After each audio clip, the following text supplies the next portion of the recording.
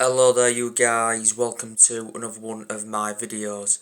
On this video I'm going to be providing you with an update on Casemiro and Marcus Rashford.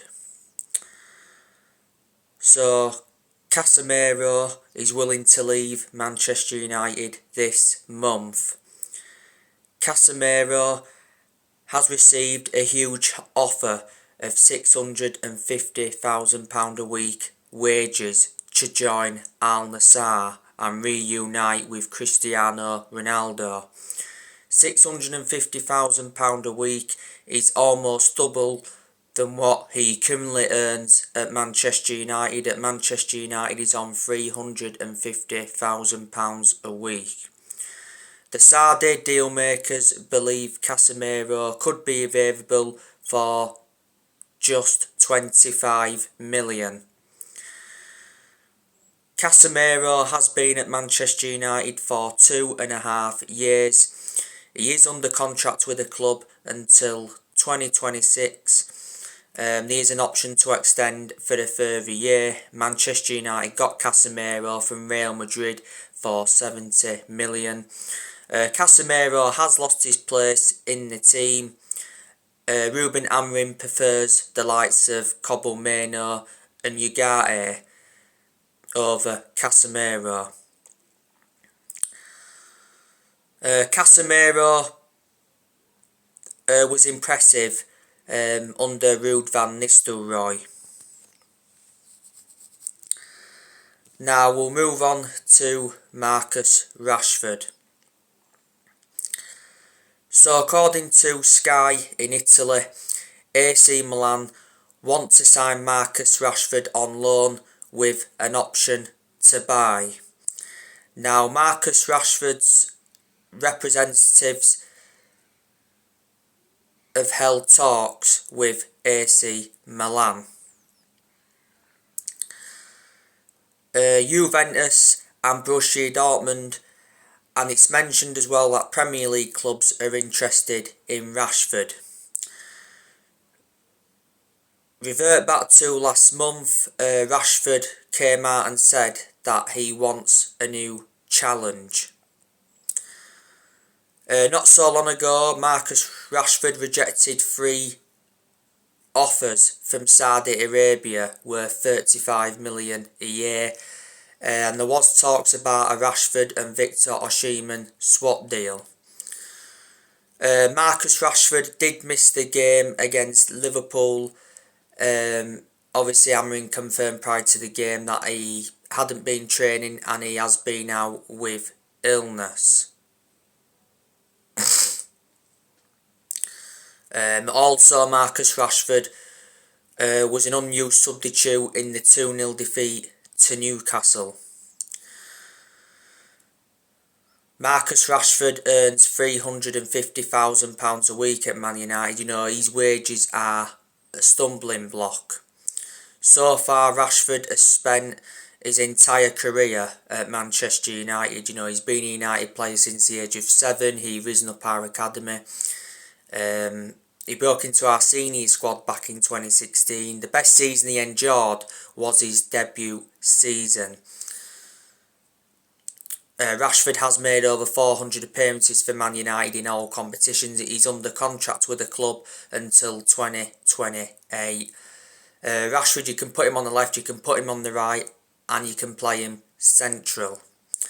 Man United are looking for around £50 million for Rashford. There's also been narratives coming out about Casemiro saying that Chelsea want to sign him and Chelsea are the favourites to sign him. But I've already mentioned, haven't I, on my recent videos that there's a lot of players that Manchester United need to get rid of. We need to get rid of Victor Lindelof. We need to get rid of Harry Maguire. But Harry Maguire is now staying at the club because prior to the game against Liverpool, Amorim did confirm that Harry Maguire's contract will be extended. He's under contract with the club until 2026 as an option to extend for a further year. So Maguire is going to be staying at the club until at least 2026. Of course, Maguire played against Liverpool, put an impressive performance out.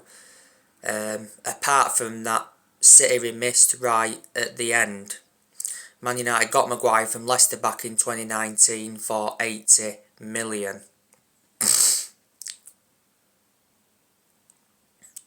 Luke Shaw, of course, is another player Man United need to get rid of. Obviously, he's injury prone, he's injured at the moment, but he's had a good career at Manchester United and was our first choice left back for so long. I've mentioned that we need to get rid of Joshua Zirkzee.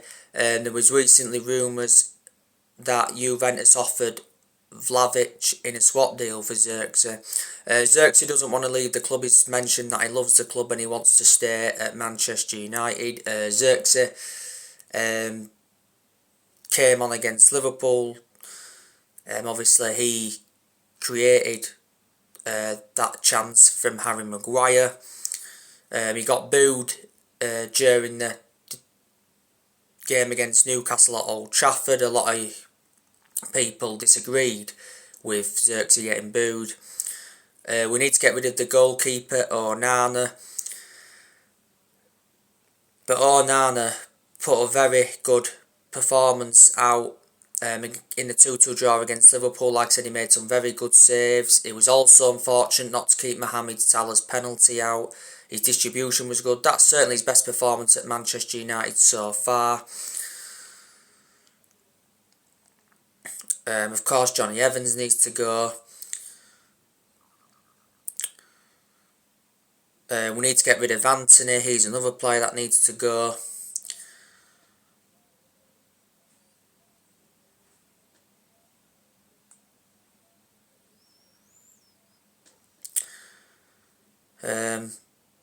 But I did mention, didn't I, before, that we need to get rid of the vast majority of the squad. I just want to give you an update, by the way, on Ruben Amorim. Ruben Amorim is angry and upset at his Man United players despite the 2-2 draw at Liverpool. Bruno Fernandes came out in his post-match interview and mentioned that it frustrates me, why can't we do this every week?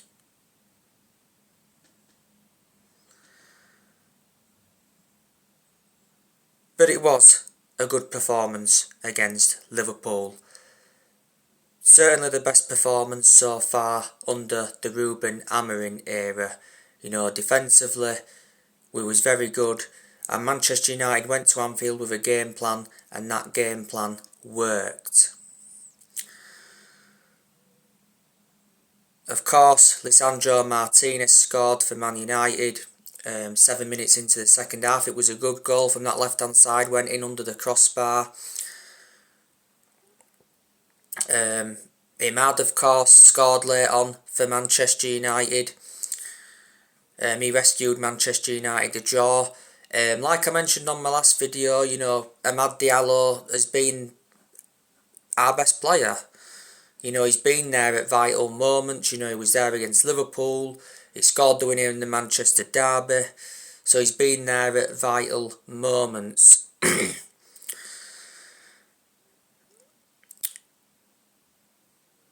You know, Rasmus Højlund should have scored towards the end of the first half against Liverpool. He was one-on-one with Alisson, hit it straight at Alisson. I was impressed with Højlund. I thought his hold-up play was good at times. We haven't really got the best out of Højlund in the vast majority of the games he's played in because he hasn't had a lot of service, you know, to show, you know, how good he can be.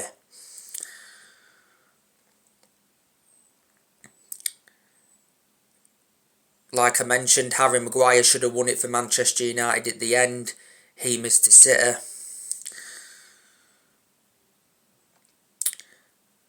I was very impressed with Diego Dalot in that game against Liverpool. He never stopped running throughout the game. He was causing problems. He had Trent Alexander-Arnold in his pocket. You know, he did really well on that left-hand side, did Diego Dalot, so I did give a shout-out to him. The midfield was impressive as well. I thought Maino did well. showed his masterclass at times. Ugarte impressed me. He controlled that midfield. Bruno Fernandes also did well. You know, he provided the assist for Lisandro Martinez goal.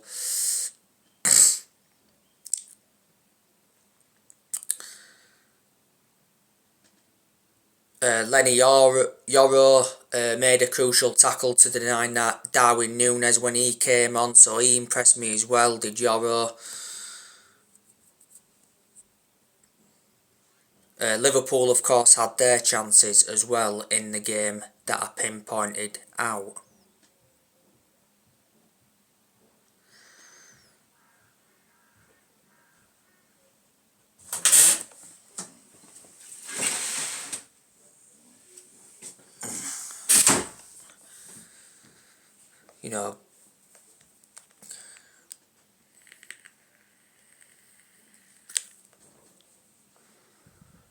You know, Gakpo had his chance, Gravenberg had his chance, McAllister had his chance, he got an assist in the game, Virgil van Dijk had that chance right at the end. But probably a draw was a fair result, because the vast majority of people, if not everyone, were expecting Man United to get dismantled at Anfield. You know, Man United have got a very bad record at Anfield. Haven't won there since 2016. When Lisandro Martinez put Man United 1 up, that was the first time Man United had scored at Anfield in like 8 years.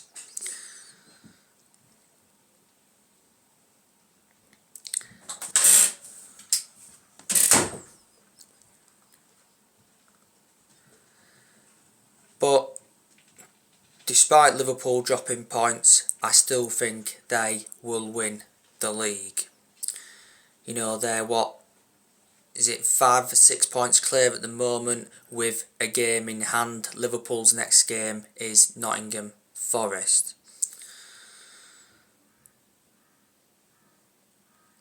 But you know, in regards to Ruben Amorim, we've got to give him time at the club. He hasn't even been manager of Man United yet for 2 months. You know, like I said, we've got to give him time to recommend the right players in, get rid of the deadwood.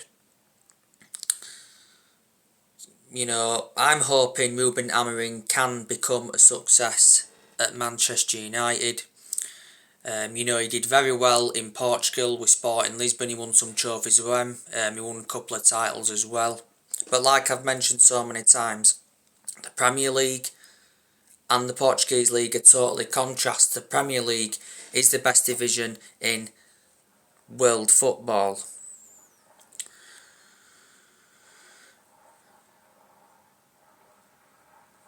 You know, Amorim, of course, has been discussing Man United's relegation battle. I did mention that we are in a relegation battle, but I don't think Man United will go down. I'm very sceptical because Manchester United are too good, too much of a big club with too much money.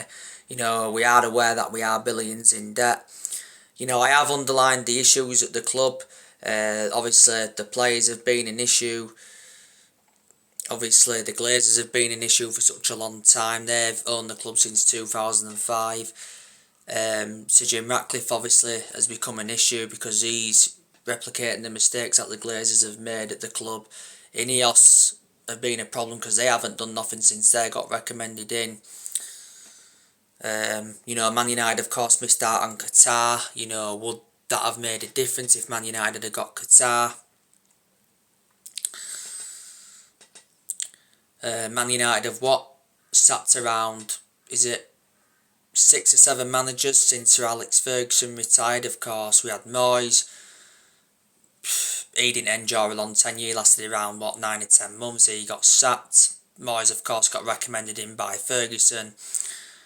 Louis van Gaal, you know, got rid of him. Man United did win the FA Cup under him. We got rid of Jose Mourinho. He, of course, won 2 trophies in his first season. He had one good season, Mourinho, wasn't so good in his second season. He had issues at the club, such as disputes with the board, disputes with the top players. You know, obviously got rid of Solskjaer. Of course, he got third place in his first season, second place in his second season, was it? Then we went on that really bad spell. Didn't win any silverware under Solskjaer, by the way, but he did get us to like semi-finals. We got rid of Ralph Rangnick. Got rid of Erik ten Hag. It was the right decision to get rid of Erik ten Hag because Erik ten Hag was not the right manager for Man United. You know, ten Hag did win 2 trophies when he was United manager. That was the Carabao Cup and FA Cup. With United winning the FA Cup that season, of course, that saved ten Hag's job when Man United beat Man City. So the club decided to give him a long-term contract, which was a mistake from the club. So we've had a lot of managers. Obviously, we've had few interim managers as well. You know, we had Van Nistelrooy for a short period. We had Michael Carrick at one point for a few games. We had Ryan Giggs as interim a long time ago. So yeah, Manchester United's next game is Arsenal in the FA Cup at the Emirates. The preview for that game will be coming up today, hopefully. Manchester United hopefully will be going into that game against Arsenal full of confidence, reflecting on the good performance Manchester United put out against Liverpool at Anfield. Arsenal, of course, recently lost to Newcastle at the Emirates 2-0 in the EFL Cup semi-final first leg. So anyway guys, that's everything to update you with. Drop your comments, likes below on the channel if you do consider subscribe as always, and take care, God bless.